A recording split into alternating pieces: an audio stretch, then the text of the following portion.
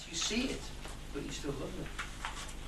Shakespeare does not spare description of the horrors of the mob, the horrors of mob rule, mob violence and mob lust.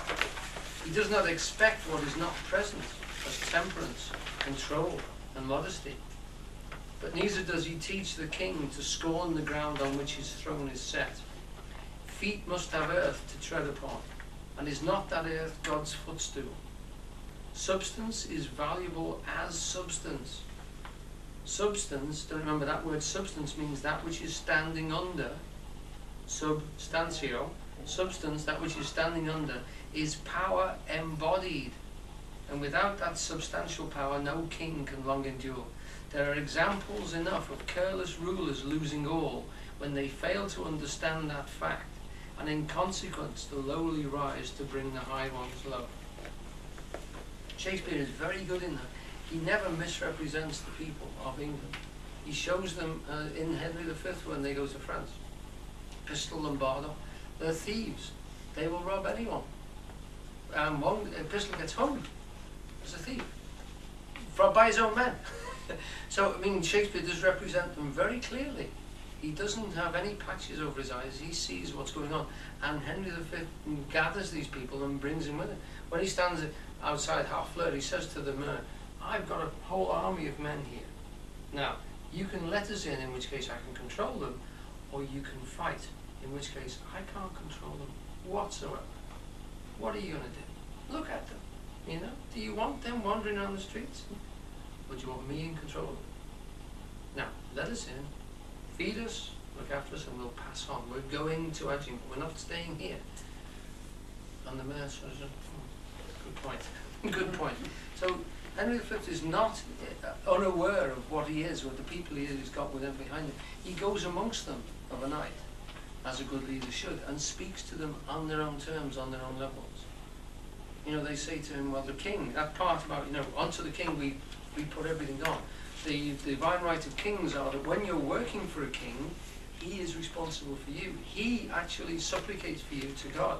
If you do something wrong, if you kill people in war by the king's order, it's his fault, not yours. You can say to Jesus in your day of judgment, he told me to do it. You know, like they did in the Second World War. Only following orders. It's his fault. He's the king. He's your representative on earth. So I don't go to hell. What Henry V says when he moves around the campfire with them is, you didn't come in this war to support the king. You came to get away from your wife. And you came because you're a burglar and they're looking for you. And you came because you owe an awful lot of money. You know? You're only using that as an excuse. If you did come, then I'm responsible for you. If you came just to fight for England's freedom and for a just cause, then I'm responsible for you. For all you other fellas who came for your own reasons are here for your own reasons, and you'll be judged by them. Very clever. He is an incredible model for a perfect king and for a perfect leader. And I believe they're studying his speeches in business because of the way he actually inspires people, you know, once more into the breach, dear friends. I would go into the breach, and that's maybe he talked a bit longer. Right. Nor does the realm forgive the monarch who stoops his wing to drag into the muddy pool of unconstrained appetite. That's a nice way of putting it. I'll say it again. Nor does the realm forgive the monarch who stoops his wing to drag into the muddy pool of unconstrained appetite. The subject who is underthrown because he is unwilling to learn to rule himself does not permit the anointed king publicly to indulge in subject sports. Now that's a sentence with an awful lot packed into it. Okay? The subject who is underthrown, substantia, he's become substance, because he is unwilling to learn to rule himself. The king rules a zone of unruled people. They could rule themselves, in which case he can't control them. They become heretics, then they think for themselves. But as long as they cannot control themselves, he can control them. Eugene's point was, if you don't control yourself, somebody else will. Okay? you don't become uncontrolled. Somebody else controls you. Whether it's through your appetites or through discipline or whatever, you will be controlled. So if you don't control yourself and say, no, I will do this and I won't do that, and then someone will control you. With advertising, with orders, you will be moved. Okay? So it's not a question of, I will not be controlled myself, I'm a free spirit. It's, if you aren't a free spirit, in other words, disciplined, then you cannot, you will be ruled by other people who have got discipline, and are in charge, will be put in charge of you. The only way to be a free spirit is to control yourself. Isn't it? Yes. In other words, so that other people aren't controlled. Yeah, which is free from the suggestions of advertising, and if you appear to follow orders in order to not be noticed, and yes.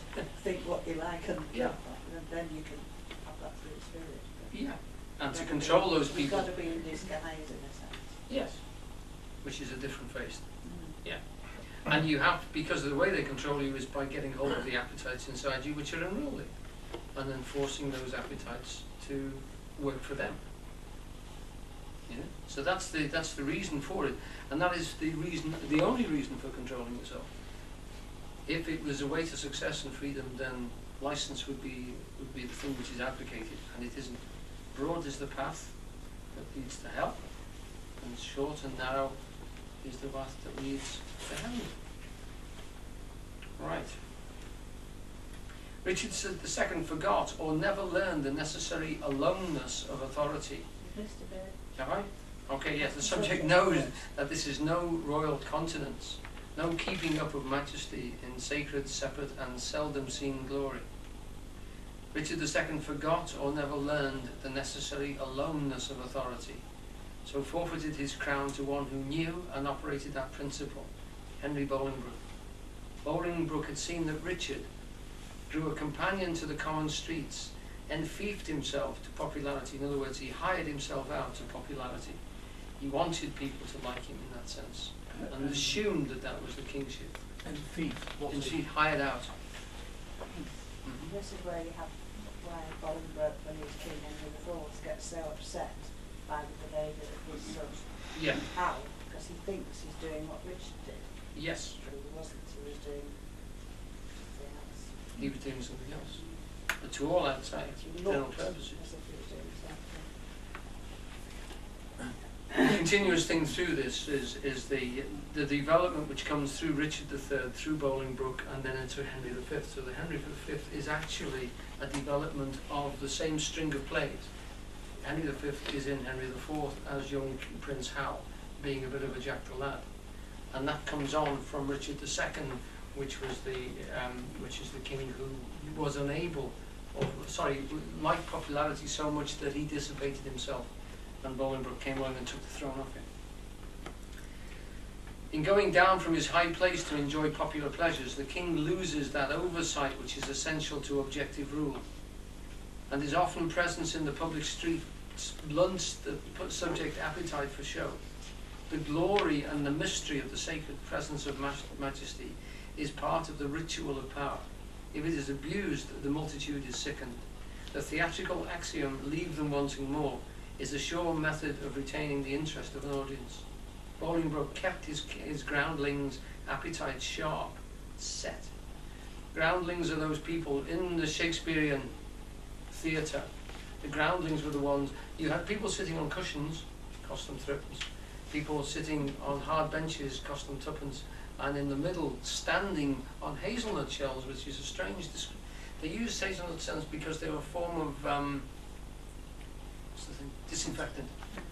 Rather like we use pine chippings now to keep ground from being muddied, but also to stop plants from coming through it. On hazelnut shells, they stood there for a penny. So they're the groundlings, they're literally standing on the ground. And having been a groundling at the New Globe, which I recommend everybody go to because it's a wonderful place, we got soaked, absolutely drenched. But you do feel as if you're part of the play. You're reacting and moving to the... Because when someone comes right down and gives a speech to the crowd actually moves forward.